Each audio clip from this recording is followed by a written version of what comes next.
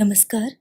ज्ञान सुधा पर हम सतत प्रतियोगी परीक्षाओं हेतु स्तरीय सामग्री जुटाने का प्रयास छात्र हित में कर रहे हैं और उसी क्रम में हम सहायक आचार्य भर्ती परीक्षा और राष्ट्रीय पात्रता परीक्षा नेट सेट जेआरएफ से संबंधित महत्वपूर्ण विषयों का समावेश यहाँ अध्ययन हेतु कर रहे हैं। और इसी क्रम में हम बात कर रहे हैं विनय पत्रिका की, जो कि गोस्वामी तुलसीदास का एक महत्वपूर्ण कृति है।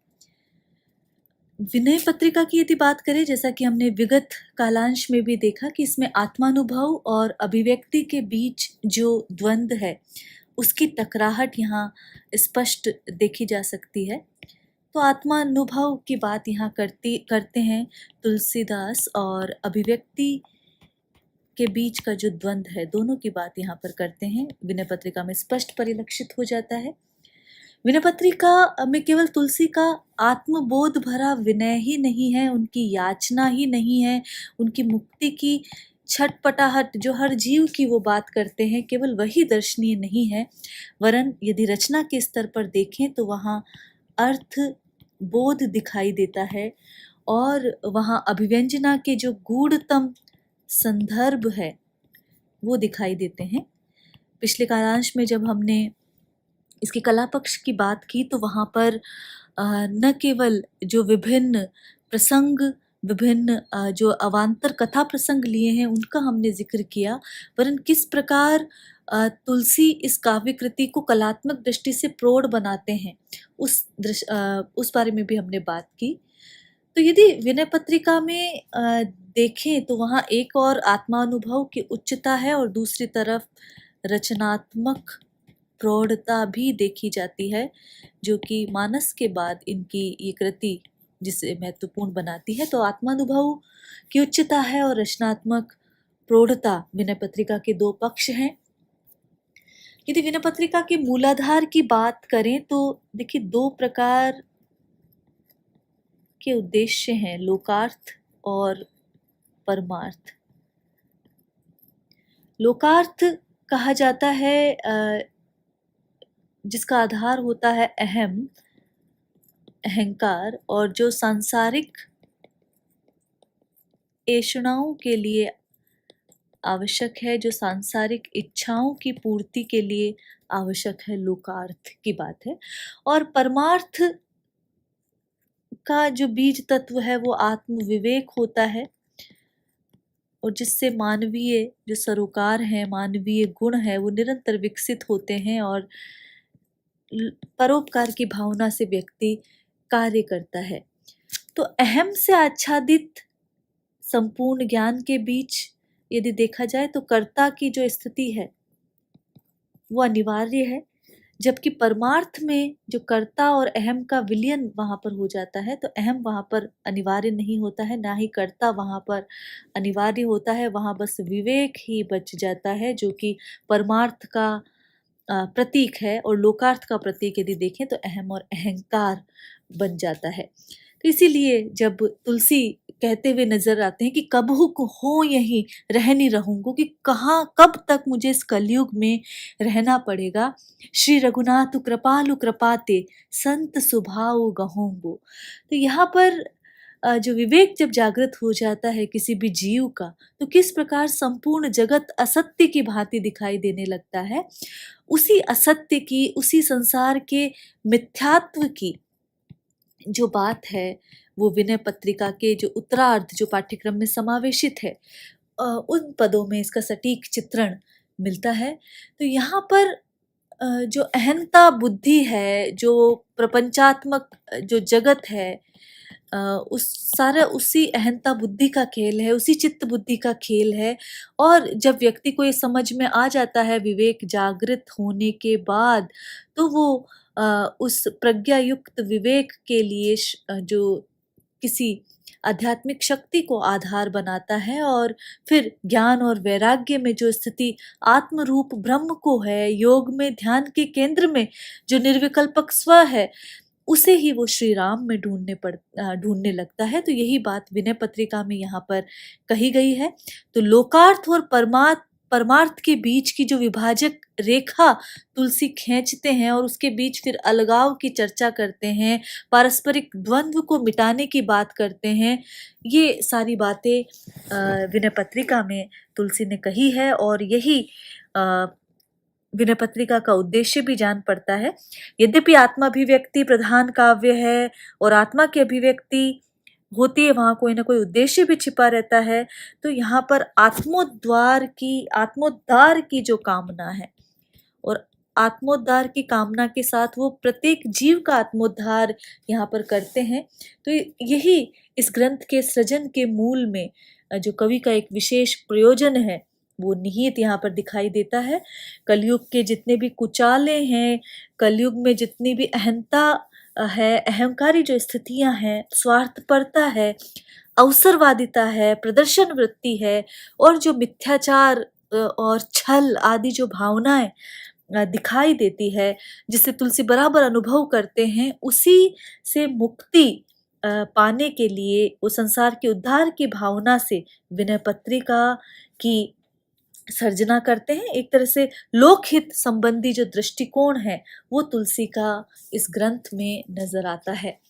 हम जो पाठ्यक्रम में समावेशित हैं उन पदों का अध्ययन कर रहे हैं और इसी क्रम में अगला पद जो है 138वां पद कि कबहु सो कर सरोज रघुनायक धरी हो नाथ सीस मेरे, जय ही कर अभय किए जन आरे बार कल बिबस नाम तेरे।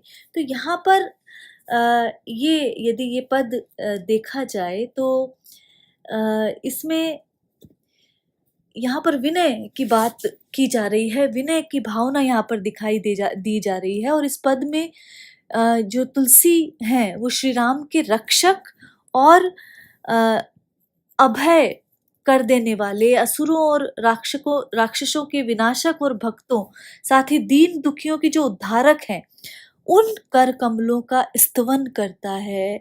तुलसी के रूप में हर जीव स्तवन करता है, उन्हें याद करता है और इन जो कर कमल है, ये जो उनके जो हाथ है जो सर पे हर जीव के आ जाते हैं, उसके बारे में वो अनेक दृष्टांत देते हैं, अनेक उदाहरण देते हैं और कवि कहीं ना कहीं मानव जाति को सांत्वना देता हुआ उन कर कमलों की छाया में जो विश्रांति की कामना कर रहे हैं, ये एक केंद्रीय भाव है। तो यहाँ पर वो कह रहे हैं कबहु सो कर सरोज रघुनायक धरी हो नाथ सीस मेरे। तो हे रघुकुल के नायक श्री राम, अब जेहि कर अभय किए जन आरे बार कल बिबस नाम तेरे। यहाँ पर वो कह रहे हैं कि श्री राम के कर कमलों का प्रभाव, कर कमल, सरोज का अर्थ है कमल, तो कर कमल का प्रभाव यहाँ पर दिखाने की चेष्टा कर रहे हैं कि कबहु सोकर सरोज रघुनायक, कि हे रघुकुल नायक श्री राम, हे स्वामी, अपने उन अभय प्रदान करने वाले कर कमलों को मेरे शीश पर, मेरे माथे पर कब आप धरेंगे, कब आप रखेंगे। जे ही कर, जिन कर कमलों ने वशीभूत होकर आर्द्र भाव से बार कल बिबस नाम तेरे, एक बार भी जिसने नाम की गुहार लगाई उसे ही अभय दान दे दिया। एक बार ही, एक बारक यहाँ पर कि एक बार भी जिसने विवश होकर आपके नाम की टेर लगाई, गुहार लगाई, उसे आपने अभय दान दे दिया, उसके प्राणों तक को उसे प्रदान कर दिया, उसके सारे कष्टों का निवारण कर दिया। जेहि कर कमल कठोर संबुधन भंजी जनक संशय मेट्यो। तो वही कर कमल का मैं स्तवन करता हूँ जिन कर कमलों ने कठोर संबुधन, जो शिव का धनुष था, वो भंजी तोड़ दिया। उन कर कमलों का ही प्रभाव था कि शिव के कठोर धनुष का भंजन करके, तोड़ के, जनक के संशय अर्थात जनक के मन में जो संदेह आ गया था कि इस कठोर और विराट शिव धनु को कौन भांजेगा, कौन उसे तोड़ेगा, कौन उस पर प्रत्यंचा चढ़ाएगा, क्योंकि जो जितने भी यहाँ पर राजा पधारे हुए हैं सीता के स्वयंवर में, वो कोई भी ये कार्य नहीं कर पा रहा था। तो जनक के मन में एक संशय उत्पन्न हो गया था कि क्या सीता के विवाह के योग्य कोई पुरुष इस धरती पर है भी या नहीं। तो उन्हीं कर कमलों के प्रभाव से वो शंभु जो धनुष था वो टूटा और जनक का संशय, जनक के हृदय का संदेह नष्ट कर दिया। जेहि कर कमल उठाई बंधु जो परम प्रीति केवट बेट्यो। और उन्हीं कर कमलों ने उठाकर बंधु की भांति अर्थात सगे भाई की भांति अपने भाई की तरह प्रेम पूर्वक केवट को अंक से लगाया था, हृदय से लगाया था। भेंटियों का अर्थ है हृदय लगाया था, अंक में भर लिया था, अंकवार लिया था। तो वही उन कर कमलों को हे नाथ मेरे सिर पर कब धरोगे। ये बात यहाँ पर कही जा रही है कि जिन कर कमल ने शिव के कठोर धनुष का भंजन करके जनक के संदेह को नष्ट कर दिया था, और जिन कर कमल ने उठाकर सगे भाई की भांति अत्यधिक प्रीति के साथ केवट को अंक लगाया था, तो उन कर कमलों को हे नाथ मेरे सिर पर कब रखोगे। जे ही कर कमल कृपालु गीत कहे। तो विभिन्न दृष्टांत है यहाँ पर, अनेक दृष्टांत अनेक उदाहरण कवि यहाँ पर दे रहे हैं कि जे ही कर कमल कृपालु गीत कहे पिंड देई निज धाम दियो। कि हे नाथ आपके कर कमलों द्वारा गीत कहे अर्थात यहाँ पर गिद्धराज जो जटायु थे उनकी बात यहाँ पर की जा रही है कि गिद्धराज जटायु को पिंडदान क्रिया देकर आपने निज धाम स्वधाम प्रदान किया और श्रेष्ठ वैकुंठ उन्हें प्रदान किया।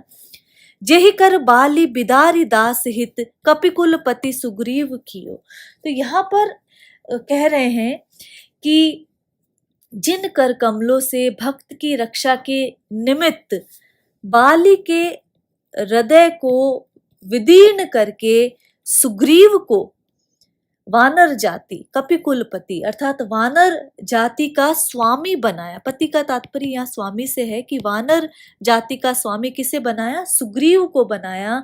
तो उन कर कमलों को हे नाथ मेरे शीश पर कब धरोगे, धरी हो नाथ शीस मेरे, कब मेरे मस्तक पर आप वो हाथ रखोगे जिन कर कमलों ने भक्त की दास हित भक्त की रक्षा हित सुग्रीव की रक्षा के लिए बाली के हृदय को विदीर्ण कर दिया था, चीर दिया था, अर्थात बाली के प्राण हर लिए थे और सुग्रीव को जो वानर जाति का स्वामी बनाया। तो उन कर कमलों को, उन कमल रूपी हाथों को आप मेरे शीश पर कब रखेंगे।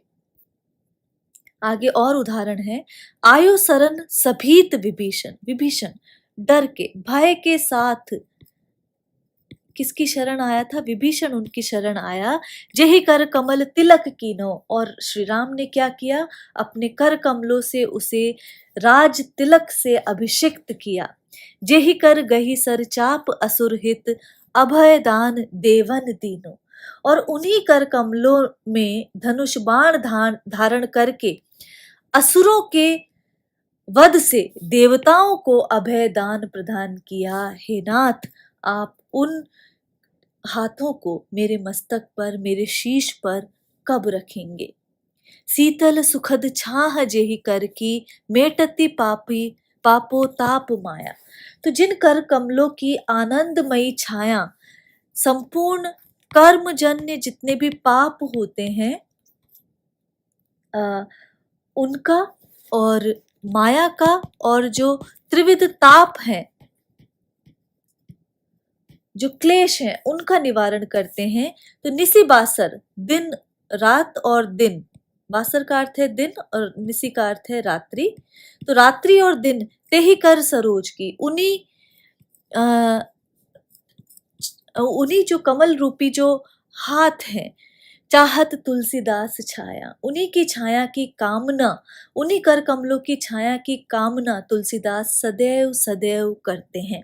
तो यहाँ पर ये कहा जा रहा है कि जिन कर कमलों की आनंददायिनी छाया संपूर्ण कर्मजन्य पापों को और त्रिविध ताप जो देहिक, देविक और जो भौतिक संताप होते हैं वो त्रिविध ताप हैं।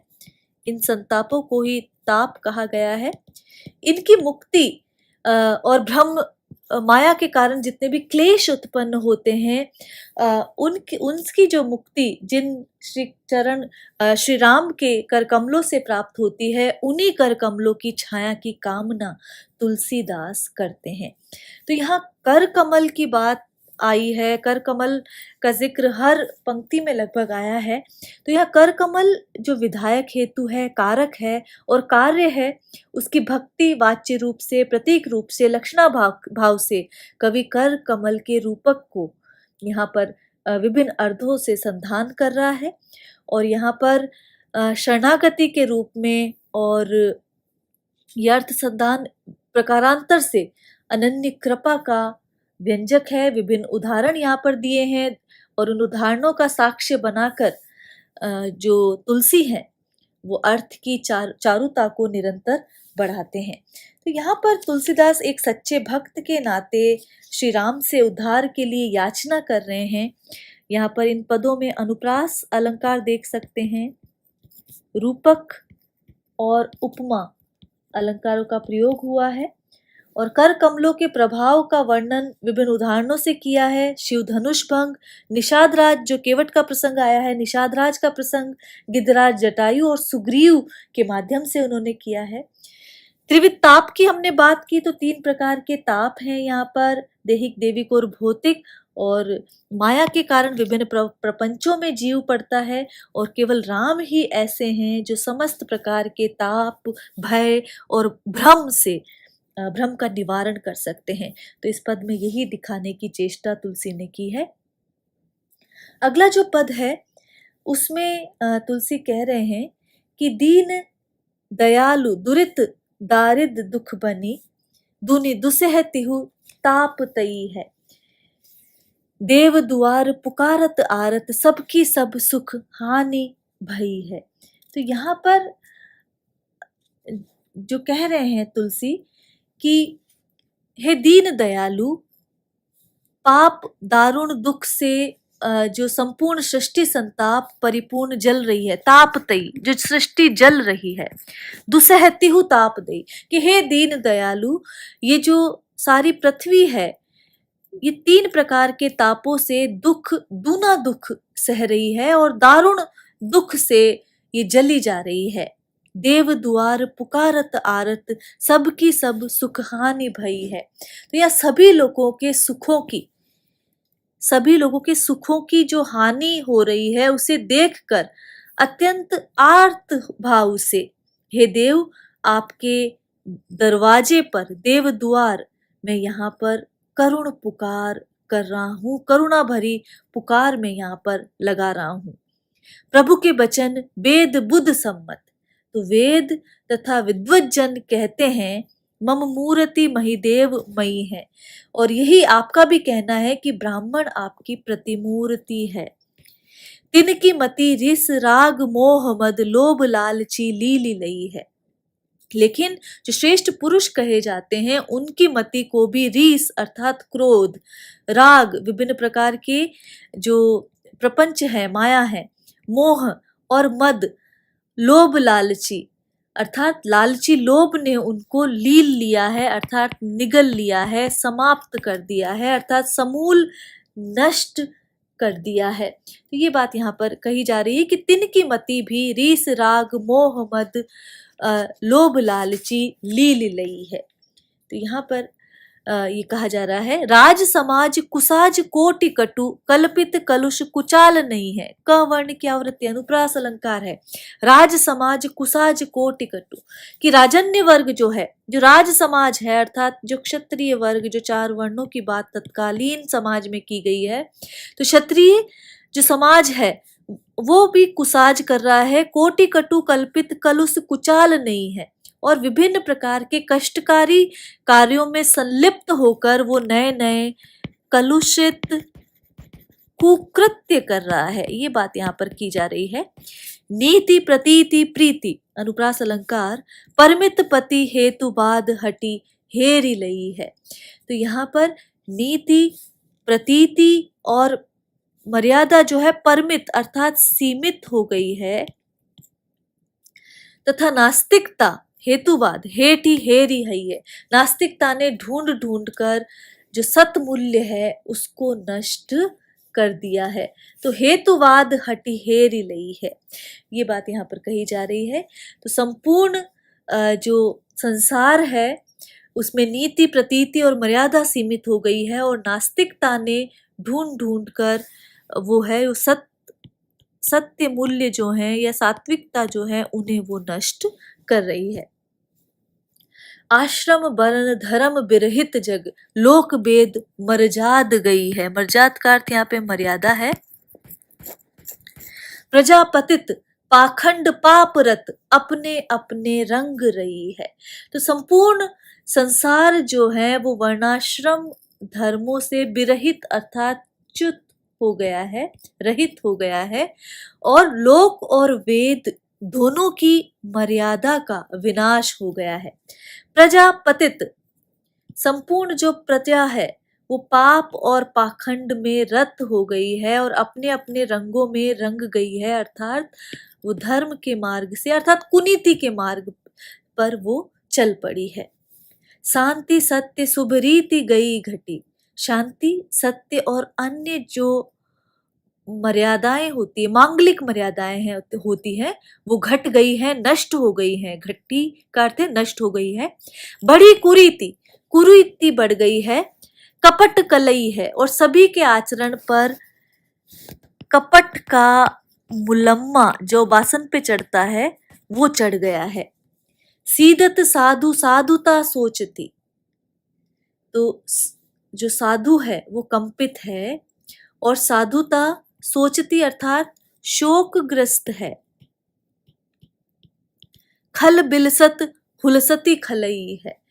खल बिलसत हुलसती खलई है। तो यहाँ पर ये कहा जा रहा है कि जो साधुजन कंपित है और साधुता शोकग्रस्त है, और खल बिलसत अर्थात दुष्ट जो हैं वो आनंद कर रहे हैं, दुष्ट जन आनंद कर रहे हैं। हुलसती खलई है और उनकी दुष्टता भी, खलई का अर्थ है दुष्टता भी विलास कर रही है, हंस रही है। परमारथ स्वार्थ साधन भय अफल सफल नहीं सिद्धि सही है।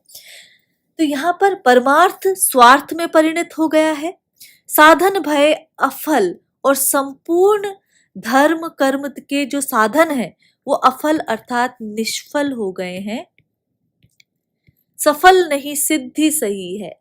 और यहाँ पर ये कहा जा रहा है कि सिद्धियां भी जो निष्फल हो चुकी है और असत्य हो चुकी हैं। कामधेनु धरनी कली गोमर विवश बिकल जामती न बई है। तो यहाँ पर ये कहा जा रहा है कि कलयुग रूपी जो कसाई के हाथों से कामधेनु रूपी जो धरती है, धरनी का धरती है, रूपक अलंकार है यहाँ पर, वो विवश और व्याकुल है, और वहां पर बोने पर भी उसमें किसी प्रकार की उस जो भूमि है उसमें धान जो है वो उपज नहीं पा रहा है। विभिन्न प्रकार की जो धरती जो है वो वहां पर एक प्रकार से बंधिया हो गई है, और कुछ भी बोने से वहां पर धान्य जो है वो नहीं उपज पा रहा है, वो विवश हो गई है, बेचैन हो गई है। कली करनी कलयुग की करनी का वर्णीय कहाँ लो, वर्णन में कहाँ तक करूं, करत फिरत बिनु टहल टई है। कि कहाँ तक मैं कलयुग की करतूतों का वर्णन करूं, वह अकारण ही अनिष्टकारी कर्म करते हुए डोल रहा है। तापर दांत पीसी कर बींजत को जाने चित कहाँ ठई है। और उस पर भी वह दांत पीस कर मींजत अर्थात हथेली मींज रहा है कि न जाने इसके मन में और क्या क्या ठई है, क्या क्या है। मुझे भय लग रहा है कि कलयुग और जाने क्या क्या करना चाह रहा है, क्योंकि वो अब भी दांत पीस रहा है और हथेली मींज रहा है। त्यों त्यों नीच चढ़त सिर ऊपर, जो जो सिलबस ढील दई है। ये कलयुग इतना नीच है, इतना दुष्ट है, और जितना ही इसे शील और संकोच के कारण ढील दी गई है, वे उतना ही नीच की भांति सर पर चढ़ता ही जा रहा है। सरुस बरजी तरजी ये तर्जनी, कुमलिए कुमड़े की जई है। और तर्जनी से वर्जित करते हुए, कठोर मुद्रा और वाणी से रोकने पर भी वे कुम्भड़े की भांति मुरझाता हुआ ही जा रहा है। ये बात यहाँ पर की जा रही है। दीजे दादी देखी ना तो बली, मही मोद मंगल रीति है। तो इस स्थिति को देखकर आप न्याय करें, दादी देखिए अर्थात न्याय करें, मैं आपकी बलि जाता हूं, अन्यथा पृथ्वी का जो संपूर्ण मही मोद, मही का अर्थ है पृथ्वी, पृथ्वी का जितना भी मोद है अर्थात आनंद है, और जो मंगल है, जो शुभत्व है, वो रित ही है अर्थात नष्ट हो जाएगा। तो मैं आप इस स्थिति को देखकर आप न्याय करें, मैं आपकी बलि जाता हूं, आपकी शरण आता हूं, अन्यथा पृथ्वी का जो संपूर्ण आनंद है या जो शुभत्व की भावना है वो नष्ट हो जाएगी। भरे भाग अनुराग लोग कहें, राम कृपा चितवती चितई है। तो आपके जो श्रेष्ठ कार्य हैं और जो विभिन्न भक्तों पर प्रसन्न होने वाले जो कार्य हैं, उनको देखकर सभी लोग ये कहते हैं कि अयोध्या के राजा श्री राम ने सभी के ऊपर कृपा कर रखी है, कृपा रूपी जो चितवन है, कृपा रूपी जो दृष्टि है, वो सभी पर कर रखी है। बिनती सुनी सानंद हेरी हंसी, करुणा बारी भूमि भिजई है। और मेरी विनती सुनकर जो राम है वो आनंद पूर्वक मेरी तरफ देख रहे हैं और हंस पड़े हैं, और संपूर्ण जो पृथ्वी है वो उनकी करुणा दृष्टि से भीग गई है। राम राज भयो काज सगुन शुभ, राजा राम जगत विजयी है। और राम राज्य होने से भयो काज संपूर्ण कार्य सिद्ध हो गए हैं, सारे शुभ शगुन होने लगे हैं, और कि जो श्री राम जो हैं, जो जगत विजयी हैं, वो इस भूमि के राजा बन गए हैं। समरथ बड़ो सुजान सुसाहब, सुकृत सेन हारत जितई है। तो चतुर जो स्वामी हैं, श्री राम की बात जो की जा रही है, वो बड़े ही समर्थ हैं, अत्यधिक समर्थ हैं। सुजान सुसाहब, वो सुजान है, वो चतुर है, और सुकृत सेन हारत जितई है। और क्योंकि जो चतुर स्वामी श्री राम जो है वो अत्यंत समर्थ हैं, क्योंकि पुण्य की हारती सेना को उन्होंने विजयी बना दिया अपने सुकार्यों से। उस सेना को, जो पुण्य की सेना थी, जो सत्य की सेना थी, जो हार रही थी कलयुग के कारण, उसे उन्होंने जिता दिया है। सुजन स्वभाव सराहत सादर, अनायात सांसती बितई है। और इस प्रकार सरदय जन जो है, सुजन जो हृदय जन है, वो उनके स्वभाव की आदर पूर्वक सराहना करते हैं कि उन्होंने अनायास ही सब संकट का नष्ट कर दिया है। उथपे थपन उजारी बसावन। तो श्री राम क्या करते हैं, जो उखड़ गए हैं, जो विस्थापित हैं, उसकी थपन, उसकी स्थापना करते हैं। उजारी बसावे, और उजड़े हुए को बसाते हैं। गई बहोरी बिरद सदई है। और ये आपका सदैव विरद रहा है, अर्थात इसमें आपकी सदैव बड़ाई रही है, ये सदैव आपका यश की बात रही है कि आपने सदैव विस्थापितों को स्थापित करने का, उजड़े हुए को बसाने का काम आपने किया है। तुलसी प्रभु आरत आरती हर, कि हे दुखियों के दुख दूर करने वाले, जो दुख है दुखियों के, आरत की बात दुख से है, कि दुखियों के दूर करने वाले भगवान श्री राम अभय बाहु के ही न दही है, कि आपने जाने किस किस को अभय दान दिया है, जाने किस किस की रक्षा की है, अर्थात अनेक प्राणियों की रक्षा आपने की है। तो ये जो संपूर्ण पद है, यदि इसमें देखा जाए तो पहले तो जो तुलसी है वो ये याचना करते हैं कि संपूर्ण सृष्टि संताप से परिपूर्ण होकर जली जा रही है और सभी लोगों के सुखों की हानि देखकर अत्यंत आर्त होकर, हे देव, मैं आपके दरवाजे पर करुणा भरी आवाज में पुकार रहा हूँ। आप जो ब्राह्मण और क्षत्रिय, आप सभी जो श्रेष्ठ जन को आप बताते हो, वो भी कलयुग में क्रोध, राग, मोह, मद और विभिन्न प्रकार के कष्टकारी कार्यों में सशक्त हो गए हैं, कलुषित कुकृत्य कर रहे हैं, नीति, प्रतीति और मर्यादा यहाँ सीमित हो रही है और संपूर्ण प्रजा पाप और पाखंड में रत हो रही है, सात्विक और मांगलिक मर्यादाएं नष्ट हो रही है, कुरीति बढ़ गई है और सभी के आचरण पर जो मुलम्मा चढ़ गया है, कपट की कलई चढ़ गई है। तो ऐसा सोचकर तुलसी प्रार्थना कर रहे हैं और राम उनकी प्रार्थना को सुनते हैं और जो उनकी करुणा से संपूर्ण पृथ्वी जो है भीग जाती है। राम राज्य में सभी शुभ सगुन होने लगते हैं, क्योंकि राम राजा जो जगत के सिंहासन पर विराजे हैं वो बड़े समर्थ हैं, चतुर है और जो सत्य जो हार रहा था उसकी सेना को वो जिता देते हैं और जाने किसको वो अभय दान यहाँ पर प्रदान करते हैं। तो ये सारी बातें भाव पक्ष यदि देखें तो ये भाव पक्ष है विनय पत्रिका के इस पद का। और कला पक्ष में देखें तो यहाँ पर एक तो अनुप्रास की छटा यहाँ पर दिखाई दे रही है, अंत्यानुप्रास अलंकार भी दिखाई दे रहा है, रूपक अलंकार यहाँ पर हमने देखा और ये सब अनुप्रास अलंकार की बात यहाँ पर की जा रही है और यहाँ पर रूपक और अनुप्रास और उपमा तीनों अलंकार प्रमुखता से देखे जा सकते हैं। तो ये विनय से सराबोर विनय पत्रिका का ये पद है। आगे के पदों पर हम बात करना जारी रखेंगे। आज के लिए इतना ही। नमस्कार।